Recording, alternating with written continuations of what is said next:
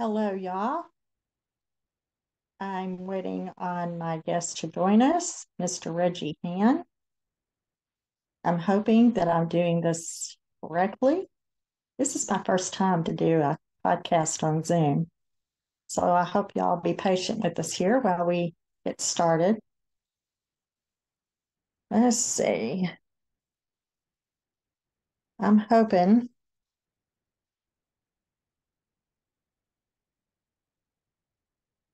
Okay, admit. There we go.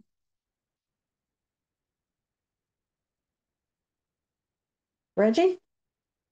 I'm here. Hang on a second. Okay.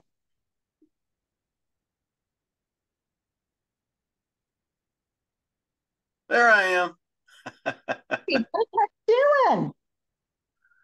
What are you doing? It's been a minute, right? It has. It is so good to see your face again. It's good to see yours too. Thanks for having me on this. I'm so excited. Oh, I am so honored that you agreed to join me. Of This just course. means the world to me. You just do not know. Oh my gosh. Are We're you so kidding? This is great. I'm sorry I was late. I forgot that I had a walking date with my daughter at the mall, and it was we were pushing just a 15-minute window there, so this worked out perfect. I hope it's okay for you. oh, everything's fine. Thank you. No, Good. no, no. It worked out better because I got to go get my coffee. There So you go. There you go. I got Well, I've her got a coffee. little lemonade, so. Well, Mama got her coffee here, so we're good. Awesome. Okay, I thought what we would do is maybe start by you telling how you know me first. Yeah, sure. Well, Okay. I we like a lot of people. We probably met. Um, I don't know this for sure, but I would bet you my family came to your church at some point when I was little. Uh, Uh, yeah. and then, but and that's probably something that I vaguely remember, and something you probably vaguely remember. Except you might remember it in a flash. There's a lot of people that say, "Yeah, you came to our church in 1979 or whatever." I hear that an awful lot, and but then we were in college together, right? And so my ill-fated 1 year of college, uh, where I carried a solid 2.0 grade point average, cut every class before noon, and by the time it was over, I was in three different kinds of suspension, including including academic suspension, where I was not allowed to leave the campus, which I promptly did every waking hour. So my college experience was I was just not college material, or at least not that college material. And then I don't think we saw each other again really until social media. I think we kind of reconnected on social media, Yep. Yep. and probably through the blog, I would imagine. Uh, Yeah. uh, Um, let's see. I'm trying to remember. Social media. I was married. Well, this is really telling off on myself. I was married the second time. okay, okay. The ex and I was telling my ex, I said, there's this guy that I knew, and I knew him back, and I told him the story of how I knew. I said he was a rapscallion back then. He was something. But I always just knew. I said, there's something about that kid. There's something. Hmm. And your book, when your book came out, I had to get a hold of it. So I was telling my ex about it. He goes, well, let's just order the book. So he ordered it and he read it first and hid it and wouldn't let me have it. And he goes, oh my God, this is just an amazing story. Aw. And so I got the book after he got through. I got to reading it. And my thought was, I was praying. And I said, God, I really want to talk to him one day. I'd really like to talk to him one day. And that, just let it go and think anything of it. Fast forward, and we've just stayed connected through Facebook and Yeah. every. And then, okay, I'll let you tell the part about the coaching thing. Yeah, so I kind of opened it up. The Patreon part of what I do, opened it up to, some coaching, just writing coaching. And you were my one and only lone student.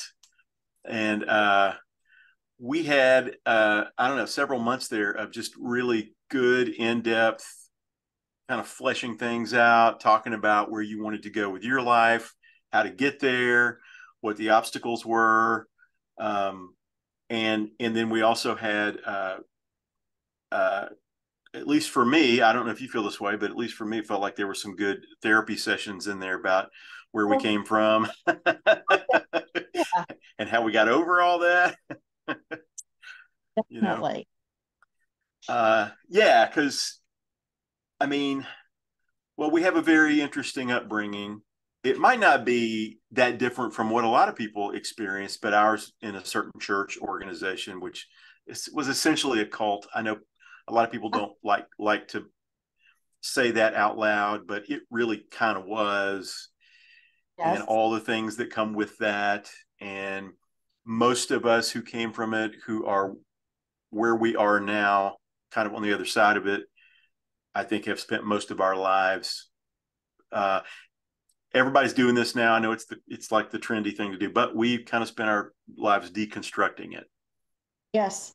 you Yeah. know, and trying to get to some some sense of what God is without all of that stuff, Hmm. and and what that means for our lives and all that. At least that's been my journey, and I think that's kind of been yours too, Donna.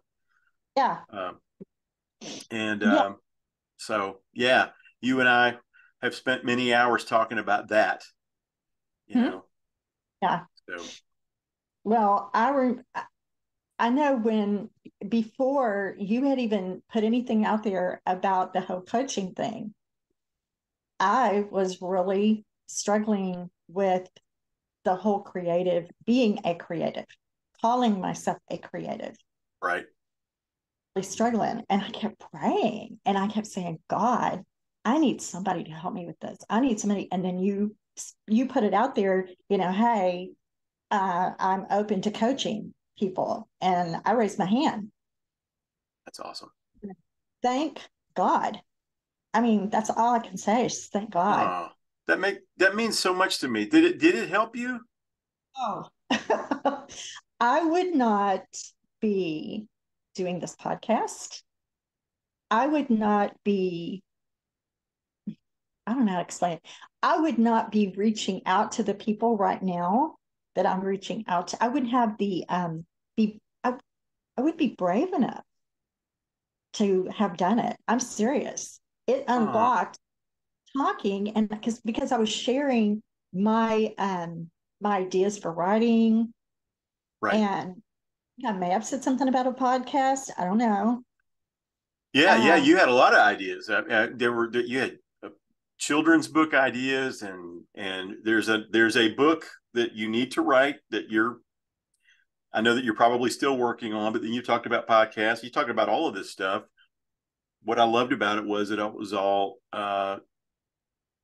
all oriented around helping people, and and helping people. And you've been through some trauma, and you've had you know some post-traumatic stress, and not I say some, like it's a lot actually. And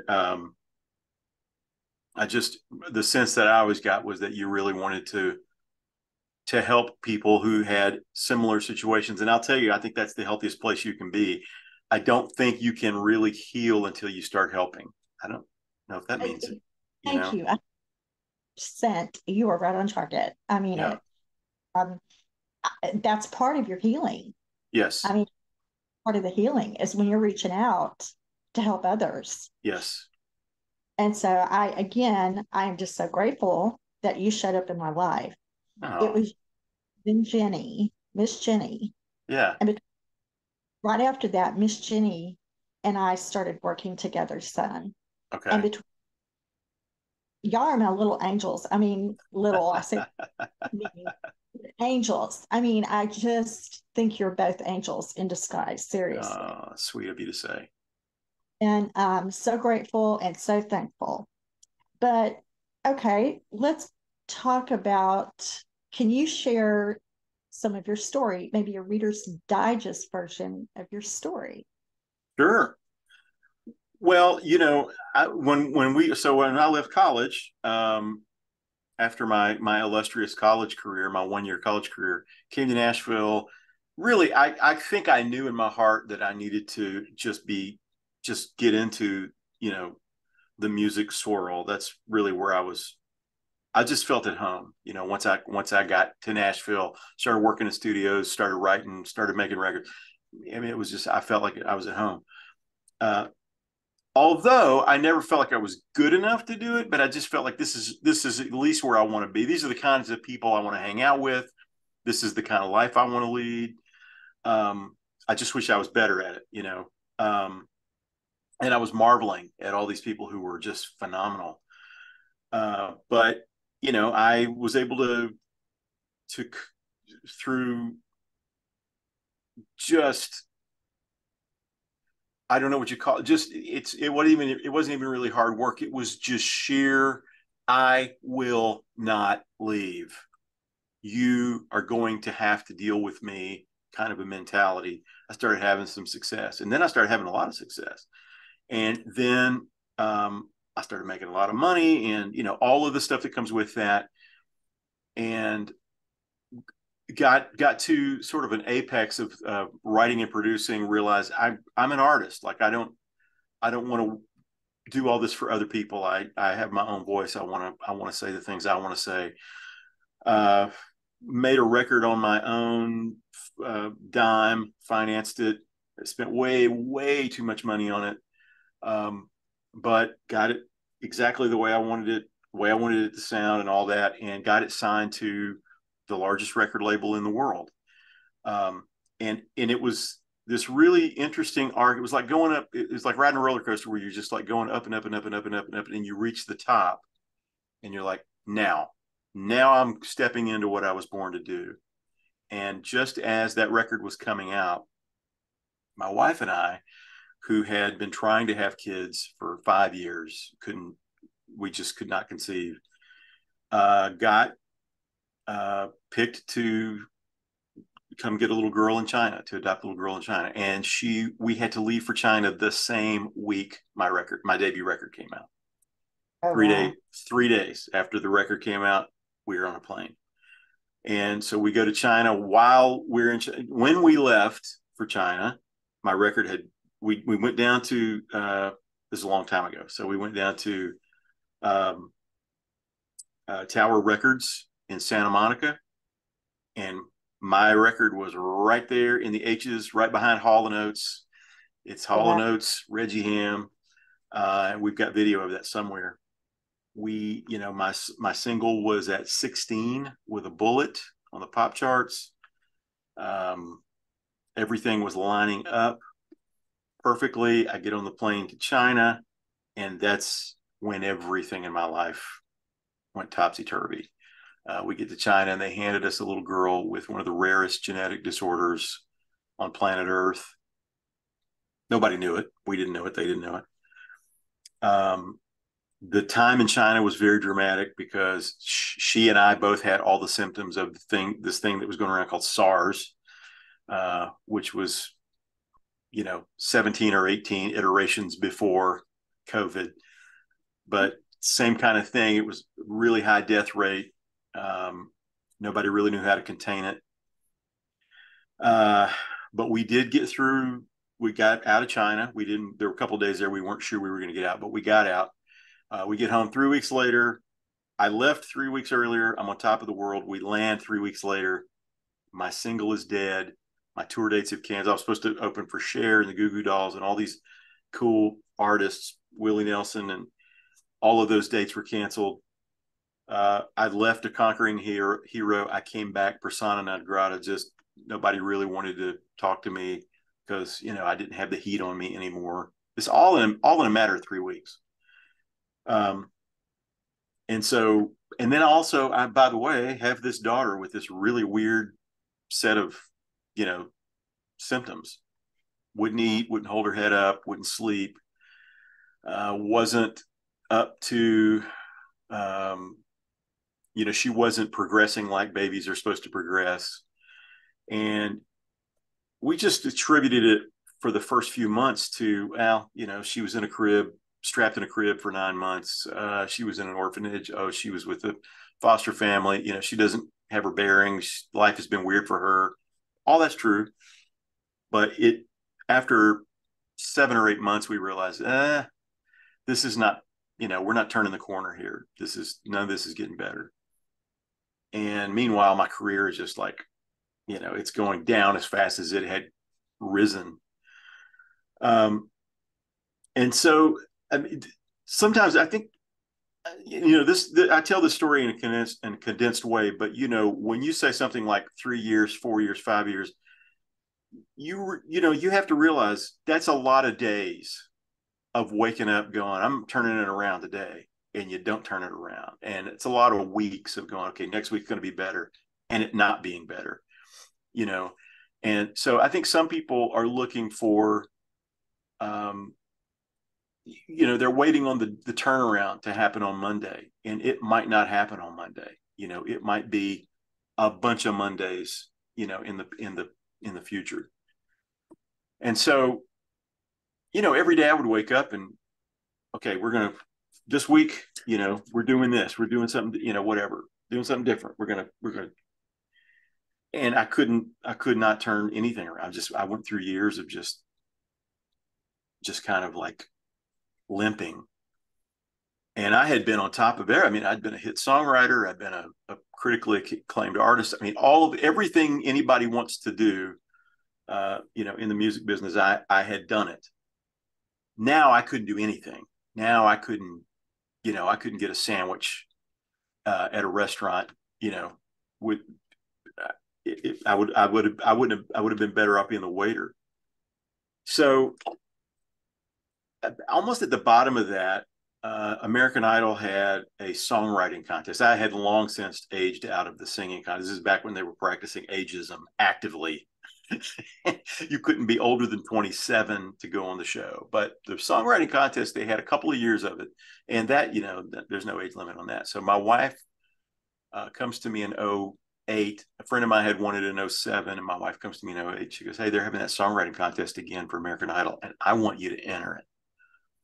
And I was like, really? Like, I've been doing this professionally for 20 years and you want me to enter a contest? She's like, dude, you got nothing else happening. I was like, oh my gosh, that's so sweet. And so, I will. And because my daughter was way into American Idol. She loved it. And so I go to write, I had a week left. So I go to write this song, and it was like, I know it's got to be mountains and this and that. And they even said in the when you read the bylaws of the contest, they wanted it to be slightly cheesy. They actually had that in parentheses. And I was like, oh, I know how to do that. I've been writing Christian music my whole life. I know how to make things cheesy. And so I wrote this song, that really was an ode to my daughter, my wife, my newly adopted son. I think he was about 15 months old at the time. Might have been a little younger than that. Turned it in with my $10 entry fee and forgot about it. Literally forgot about it. Just, okay, I did what you asked me to do. There it is. She loved the song. She knew from the beginning. She's like, you're going to win this. I'm like, 42,000 people entered this contest. I don't stand a really good, nobody stands a good chance of this. But it did get in the top 20. And then it won the thing. It won the contest. And David Cook won that year, and it became his first single. That was his coronation song. It became his first single. And it started going crazy everywhere. They were using it to shut down the ESPYs and So You Think You Can Dance. And I mean, all of these shows were using the NBA finals, and it was like everywhere. It became a hit song, became a #1 radio song, #1 on ringtones. It was a #1 ringtone song, which, back in those days, there were ringtone charts. And but then it was like when we were in China, before we got our daughter, we went to Beijing for a week before we adopted her. We did sightseeing in Beijing and around uh, before we got her. And we made a pact with 6 other families on a bus that were part of our group that we were going to bring our daughters back for the 2008 Beijing Olympic Games, reintroduce them to the land of their birth. They were all going to be like 6. Um, and we got these hats from a street vendor that said 2008 Beijing Olympic Games. I still got it in my closet.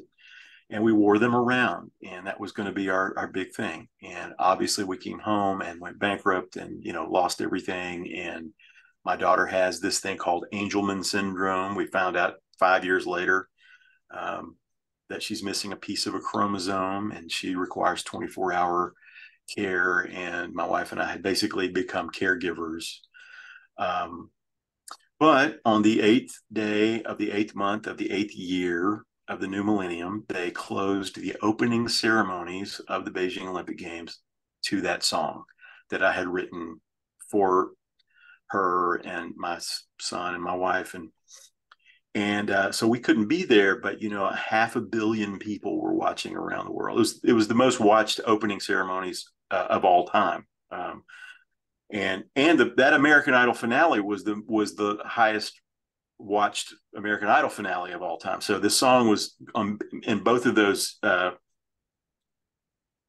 shows, and it became this kind of theme song. Oprah called it the theme song of the '08 Games because every time Michael Phelps won a gold medal, they played the song, and then they started playing it for all the Americans that would win gold medals, and the Americans won a record number of gold medals that year. And so um, they used it 7 times that I know of, and I think they used it a bunch more times. I've heard from some of the Olympians from that games saying how they remembered it, and I've had some of them reach out to me, very kind. Anyway, it's been so that was like this wonderful, amazing moment. I was telling my managers about it the day after it happened. I look up and they're wiping tears. They're like, "Dude, you have to tell people about this. This is an amazing story." And I thought, well, I could post a little blog about it. And that's when the blogging really started. I posted this blog. I put it on MySpace, which was all we had at the time, and it went viral.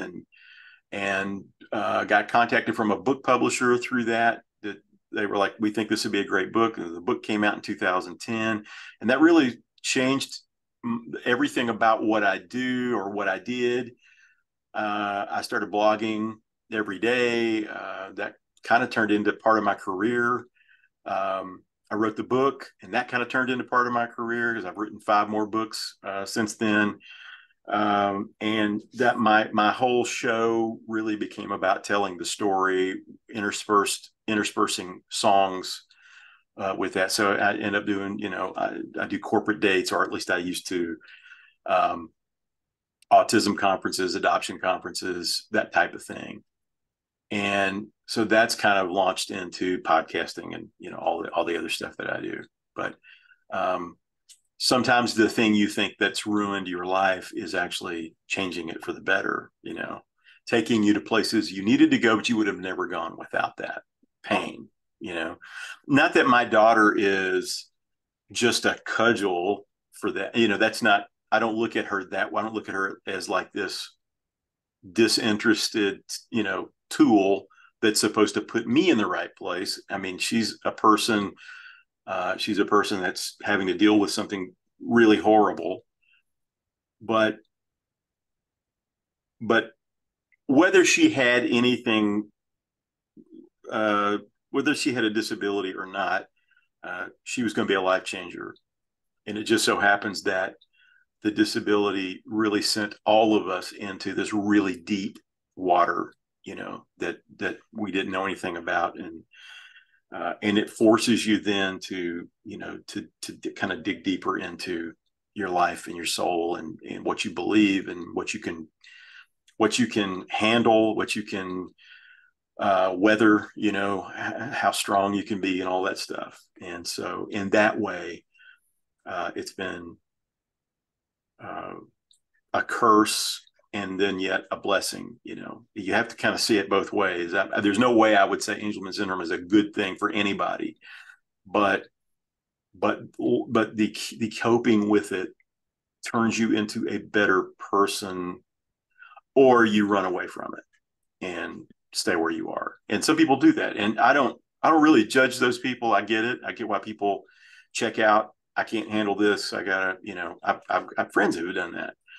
Um, for whatever reason, there's an 80% divorce rate among people who raise children with disabilities. And for whatever reason, my wife and I were in that 20%. And you wouldn't have thought that if you had known us prior to kids. You would have looked at us on paper and seen the way we lived life, and you would have gone, yeah, they're not going to make it. But we did, for some reason we did. And we're very thankful every day for that. We were very superficial, party couple, looking for a good time.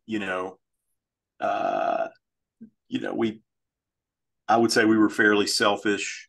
We put on our application that we were not candidates for someone with a disability like that. We don't. Yeah, we don't. We're not those people. We can't do that. And they didn't, so we got a disability that nobody could really detect until the baby was 11 months old. So you don't know what kind of person you are. Maybe you think you're one thing and you're something else. you know and Yep. It's funny how God does that.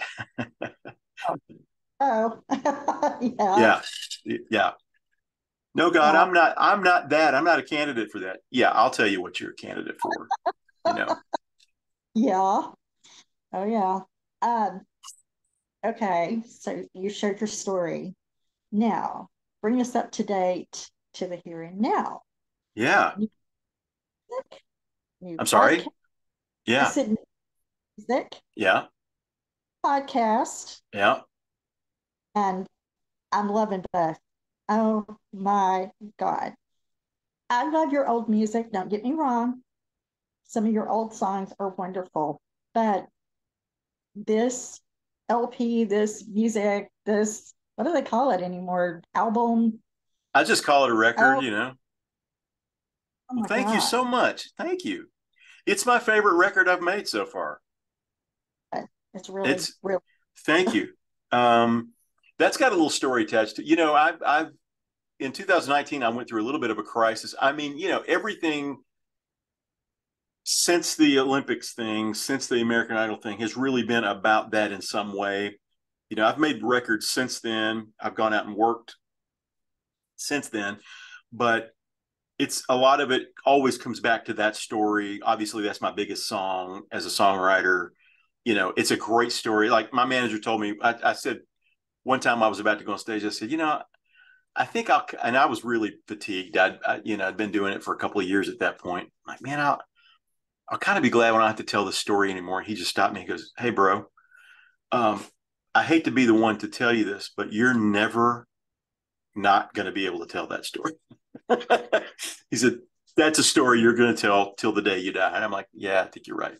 So everything was kind of around about that. But in 2019, I went through a little bit of a crisis with it was a real internal thing. And you and I have talked about this at length about just how we were raised and all of this. And I realized, I was a child performer, and I, I was watching a documentary that sent me down a rabbit trail of wondering about my childhood and my past and past trauma. And do I even really like to make music? Or is this something I learned how to do as a coping mechanism? Because that's how I got love. This is how I got love from people. And I didn't really, I didn't have to cultivate my personality, and I didn't have to cultivate empathy. And I didn't have to really, there was a lot of stuff that I could not do as long as I could do this one. If I could do this party trick, it would cover up a lot of the other deficiencies that I had. And also it would mask a lot of pain maybe that I was dealing with. And so I started thinking about that, and I kind of came to the conclusion, I'm like, I don't think I really ever did like doing this. Um, and it was this real. Now not just deconstructing my faith, but I was deconstructing myself, And I decided to. I was like, what was the last thing I did for money that I liked that wasn't music related? And I've been doing this my whole life. But in my late teens, I drove pizzas for Domino's for 6 months or something, and I loved it. I just loved it, and so I said, you know what, I'm going to go do that. I'm going to go do that again, and just try to, you know, do something, just get my head out of this. And I did. 50 something years old, I applied for a job at Domino's Pizza as a driver. I got the job. Hang on, my dog is here. he's in the wrong place. And I loved it again. I thoroughly enjoyed it. I was driving around at night with pizza in my car and sobbing my eyes out, just realizing there was just some stuff I needed to grieve, some people I needed to grieve, some things in my life that I just never had time to really get to the bottom of. And as I was doing that, all of a sudden these songs started showing up just out of the blue, just kind of like people knocking on the door, hey, we're here. I'm like, I don't want to talk to you. You leave. There's a sign out there, no trespassing. But they were like, really, it was really interesting because they really were kind of showing up almost as friends, as like new friends. Hey, we don't want to put any pressure on you, but what about this? And so I'm like, dang it. All right, well, I'll tinker around with you. So I would tinker around with them while I was driving. And by the end of the summer, by the end of that year, 2019, I had like 25 songs. And so starting in 2020, I really kind of got my head back together, and I was like, man, I think this is the year. I think 2020 is going to be the year. And I recorded a couple of them. I did a thing for a film. The year was like starting to book up. And I thought, okay, that's great. That was refreshing. And then I did cut my 2 songs, and then the world shut down. And when we came out of it, I broke my wrist. And then when that healed up, I got COVID, and then I almost died. And anyway, it was this weird series of events after that. And then I taught for a year. And I believe when I was teaching was when we were working together in 21. And then I broke my arm again. I've got this really cool scar here from I broke my humerus in half. Couldn't work for, I don't know, 3 months or whatever. And anyway, by December of last year, I was in a really good space, and I just started recording the songs. And I did it differently than I've done it in the past. Every time I've done it, it's been never been like this, where I just opened up my laptop or my computer and just started working and just started playing the stuff myself. And I would go, I think there's a bass line on here that kind of goes like this. And then I'd listen back and go, I think that maybe that's the bass, and then I would get the guitar out, which I never play guitar on my records. And I think the guitars are kind of like this. And I'd listen back to it and go, well, I think that's it. And so that's how the whole record was recorded. And it was just no constraints. I just wanted to do it. I wanted it to sound like, 70s funk and 80s rock and 90s pop. And, if this sounds dated, I don't care. I want it to sound like this. And so it was like the first kind of music I'd made in a really long time where I was back to that headspace, of this isn't in service to a story. This isn't for, this group of people or that group of people. This is just for me. This is the way I want to hear music. Or at least this is the way I want to hear my music. This is how I would do it. So of those 25 songs, 7 of them became this record. And then I wrote 3 new ones. And We had a listening party on March 18th, which was 20 years to the day after my debut listening party of my first record. And I wanted to do that because it was symbolic for me to say, and you will love this, Donna. It was very important for me to do it on that date, for me to say, you don't have to lay down and die. You can do this at 56. This can also, or 55, I think, when that happened. At 55, you can still do the next thing, right? And so I wanted it to. I didn't want that first. If people always kind of compare everything I do to that first record, and I wanted that. I wanted to put that first record kind of behind me and just go, guess what? This is what I do now. I honor that. I still do some of those songs live, but this is what I do now. And I wanted it to be an expression of the present, right, where we are now, and the fact that I'm not living on the past, and all of that. So it had a lot of meanings for me, and it was very well received. And then I put it out to all the streaming platforms 2 weeks ago, I think, and so everybody can have access to it, and it's really everywhere. Like, you can get it on YouTube, if however you get your music. And then I'm going to create some videos, and I'm going to do some stories behind the songs. I'm doing a lot of these kinds of podcasts to talk about it, to tell the stories. But I'm very excited about it. And the next thing is to do a band show with it, which I haven't done in 20 years. It's just been me and the piano. So anyway, I'm glad you like it. That makes me feel good. The song, Me and This Piano. Yeah, yeah. That seems to be everybody's favorite. I had listened to the music before, but I was kind of in a hurry when I was listening to it. So really concentrating. And so let's see, today's Saturday. Yesterday, I was at work and it was really slow. So I put my earbud in and I listened, really listened. And that song, I was in tears. Oh. Oh my God. So I was like, wait a minute, me and this computer, me and this Yeah. Right, right. Yeah, So it's about, yeah, any kind of relationship you develop, and you do develop relationship with any of the tools of your trade, and they become. I mean, I could see, I've thought about, me and this screwdriver, me and this hammer. I mean, anything that you use to earn a living, and it becomes this weird friend, and oh yeah. also this weird enemy. you know Yes, so completely. for me, the piano has been the tool of my trade for the last 30 years or so, but it's also been this weird enemy in that, I don't use it as well as I would like to be. There's so much of it that's still a mystery to me, and there's so much of it that it's like, there's just so many things about you I will never know. I'm trying to learn, and I know I'll never know, and you're just so frustrating to me, and yet you're the thing I kind of cling to make this, this life work.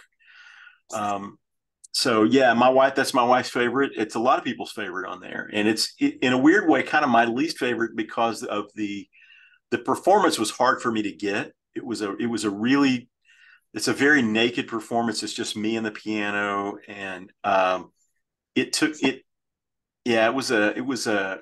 I'm not gonna lie, it was a hard one to record. It wasn't getting where I wanted it to get, and finally I just said, well, this is it. This is what it is.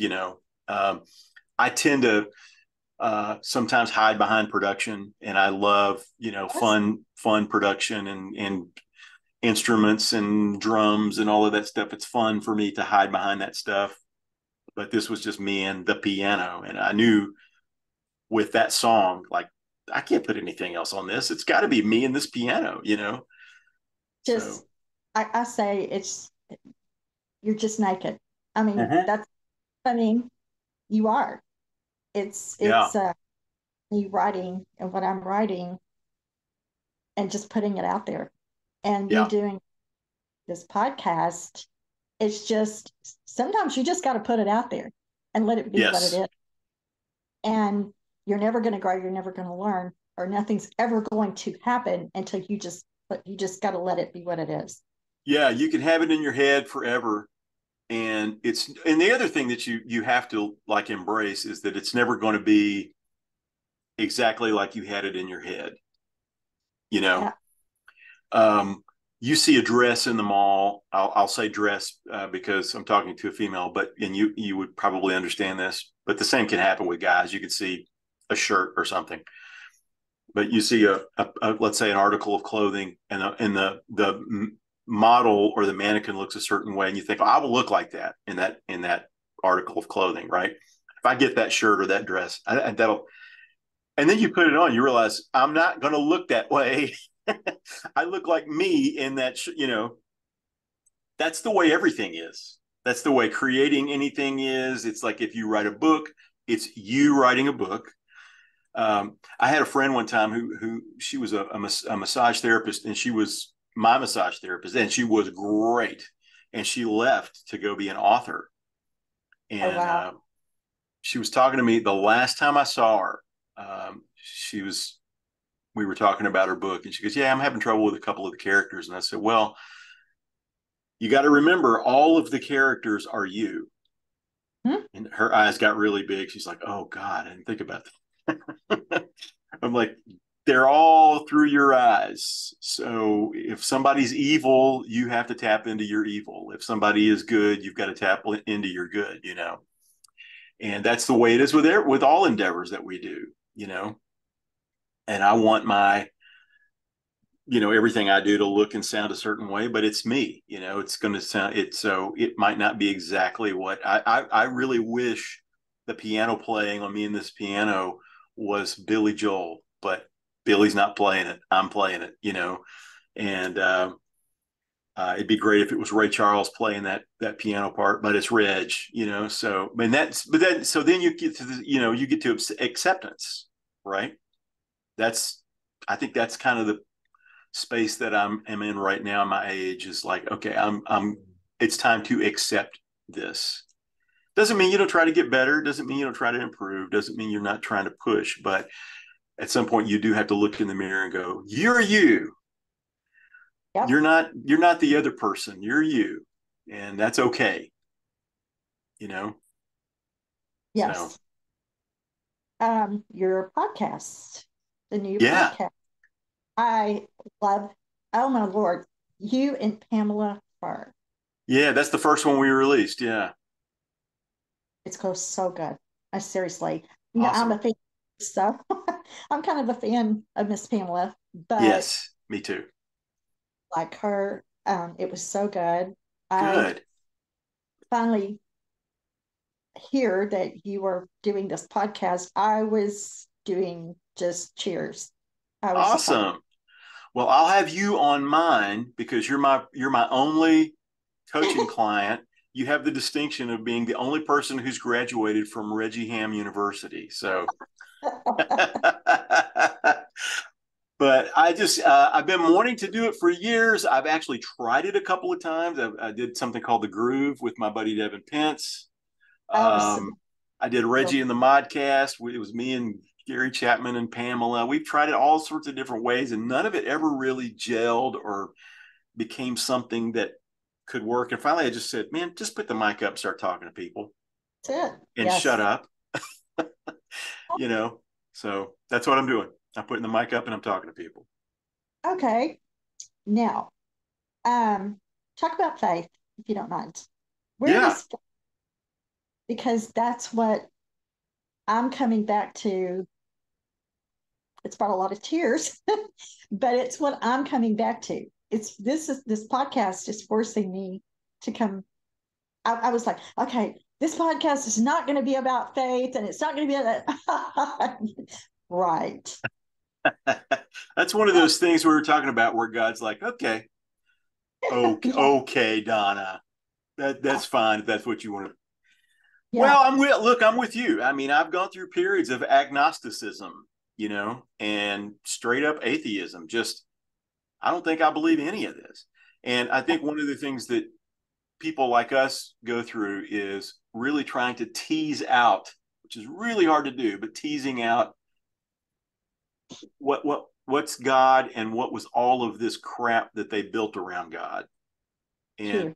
what is real faith and what is all of this stuff that a bunch of men and women built around it that call it faith. That's not really faith. That's something else. That's culture. That's you know uh, somebody else's intentions. That's legalism. That's puritanism. That's this. That's that. What is it actually in there? Is there anything in there? For me, I just keep coming back to love.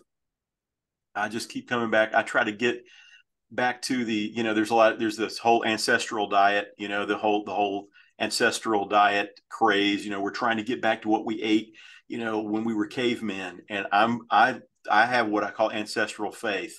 I'm trying to get back to what Jesus actually said, you know, and Yes. did. And, Jesus didn't have one of the things that's the hallmark of Jesus is that he really flew in the face of all the religious people. He was just, I mean, flipping them off, kind of almost. It was like, hey, all of this stuff y'all are doing, none of it matters. If you don't love people, none of this stuff matters. And so I think I'm kind of there with as far as what I consider to be faith. I don't. I've heard people tell me, "Man, I'm very religious." It's like I don't care about your religion. Religion is, you know, religion is what's happening in Israel and Palestine right now. That's religion, and you know what that leads to? War every time, every single time. Yes. Thank you. What I'm more interested in is loving God with all your heart, mind, and spirit, and love your neighbor as yourself. If you try to do those two things, Donna, it's the hardest thing you've ever tried to do in your life. Try to Oh, treat somebody the way you'd be treated. Try to do that for a day. Just see if you can do that. It's almost impossible. it's Um, difficult. yes, and so that's where I've kind of come to. I've tried to get. We've got a saying in the arts, in writing and songwriting, that if you want to make something bigger, make it smaller. So Thank you.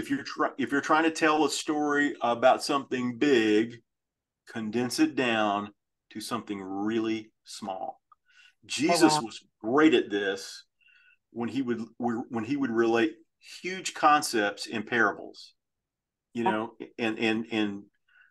tell you a story about a farmer that had this much wheat and grain or whatever, and some of it fell on.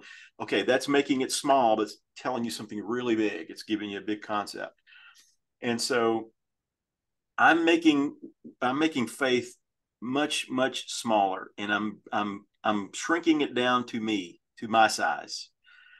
How do I treat people? How do I approach the world? How do I organize myself in my life, to this? And I think one of the things, we live in a time when there's so much information being spread, and we know, my dad's a minister. My dad talks about, every time he preaches a sermon, he can see people in the audience looking up things on their phone. If he makes a statement about something that was happening in 48 Yes. AD, they're all looking it up on the phone, because you can get the facts. Like, you can't just make up facts anymore. People can look it up, and then and if you're wrong, they'll give you the eyebrow.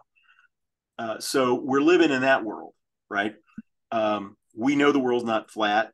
We know it's round. We know that this, like, there's stuff we know now, and so that makes us have to take our faith, deeper. It can't be just about all the surface stuff that we know.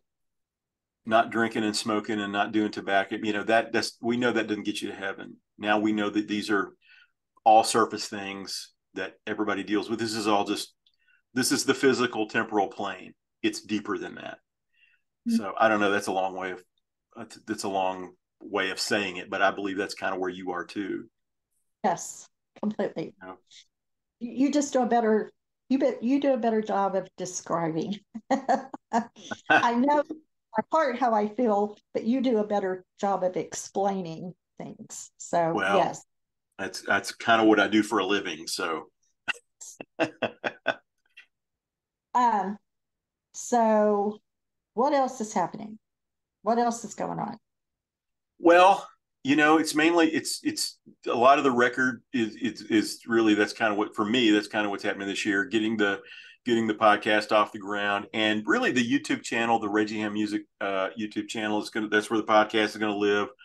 But also,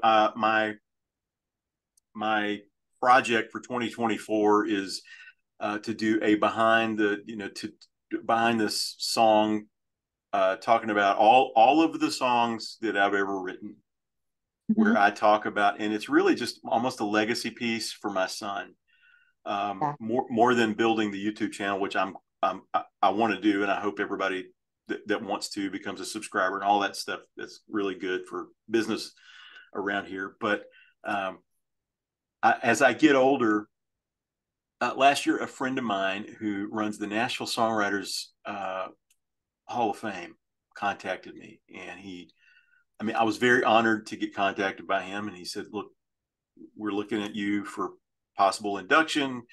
I want to do a deep dive on your discography." And we started getting into it, and this song and that. And I mean, now we're talking about several decades after some of these songs were hits. A lot of them I had forgotten. He was sending me stuff, and I'm like, oh yeah, I forgot I wrote that. And I just thought, you know what, this is it might be a good thing to do, to just sit down and do a 3 or 4 or 5 minute video on how that song became that song, and how that got written, and who I wrote that with, and what record that was for.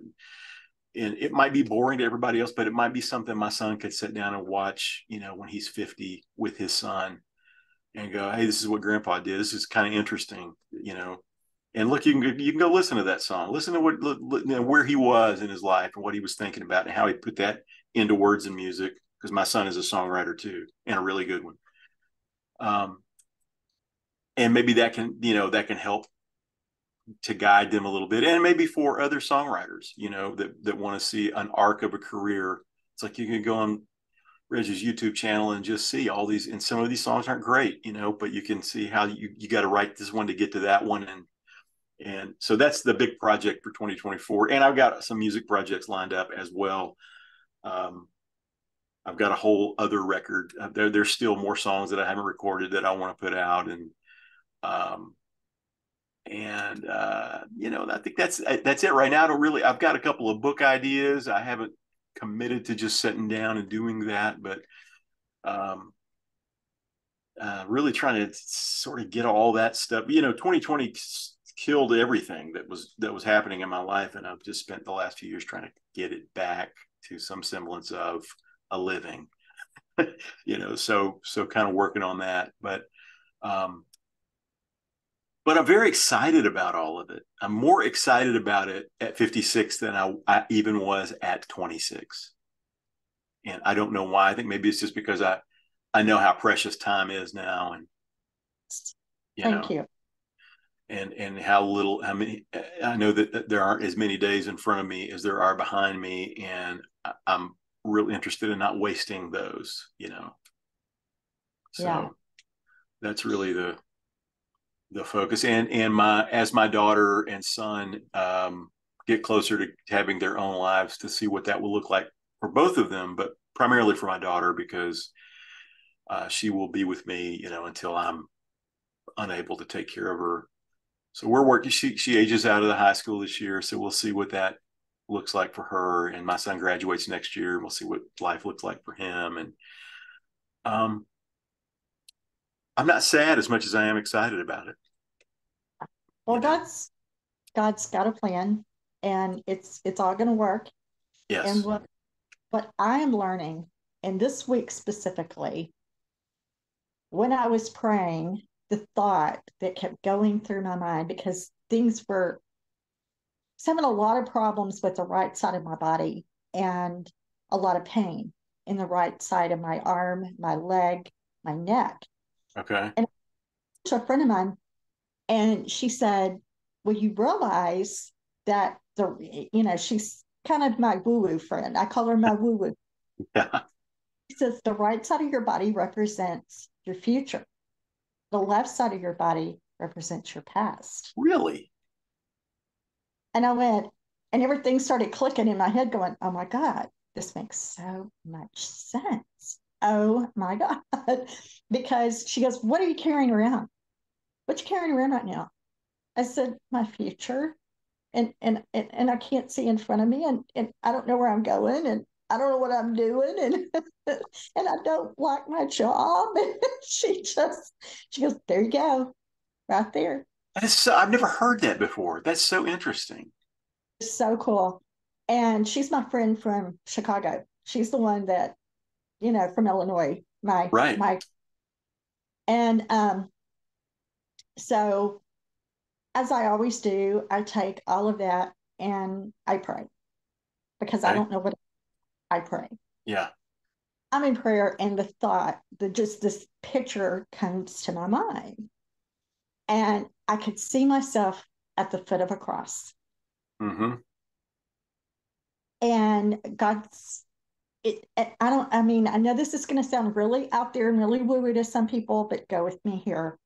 Um, and it's like God Himself is looking down at me, going, what you got there, sis? What you carrying around there? Yeah. And I look over, and there's a big boulder that I'm dragging around. He Yeah. said, now, what you gonna do with that? And on that boulder is written my children's names, my job, everything I'm concerned about for the future. Wow. He said, now cut that chain, cut that cord, and leave it right here at the foot of that cross and go on. I've got work for you to do. And I'm sorry, get teary eyed. But yeah, that's, That and is it was like, really, that's a very interesting way to think metaphorically. This is why you're a writer. That's such metaphorical thinking, you know. and that's just what came to me. Now, whether people believe that God speaks to you, or God Right. can speak, I know He does to me. I know that I don't hear an audible voice. I Right. don't hear, I don't hear any, it's just something inside me that Yeah. knows. And it's just, the words and the things just come to me. And Yeah. that's what, The still small voice, right? Yeah. and then while writing and journaling, okay, write the word simplicity. And you know how you get in trouble in school and the teacher says, okay, I want you to write 100 times, I will not chew gum in school. Well, Yeah. mine's, I want you to write the word simplicity. Keep it simple. Yes. Start simplifying your life, Donna. Let Yeah. things, leave things at the foot of the cross. You cannot control the future. You can't control your kids. Right. They're not yours to control. Yeah. You can't control your spouse. He's not yours to control. Yeah. You got to leave it at the foot of the cross and go on. I've got work for you to do. Yeah. So, you saying everything you said brought that back to my memory just now. Well, But that's what you just said has really helped me because there's so many things in my life happening right now that I absolutely keep coming back to that very thing. And I need to apply that. And when you do that, it does get better. It believe it or not, it if you once you get rid of the extraneous stuff and all of that, again, all of this stuff we have to tease out, that's not really a part, this thing and that thing and this thing, that's not really a part of what we're talking about with our faith, yes, those are rules. Those are rules you guys all made up. We didn't make nobody made these rules up. Y'all made these rules up. And that's not helping us. That might be helping you, but that's not helping us, kind of a thing.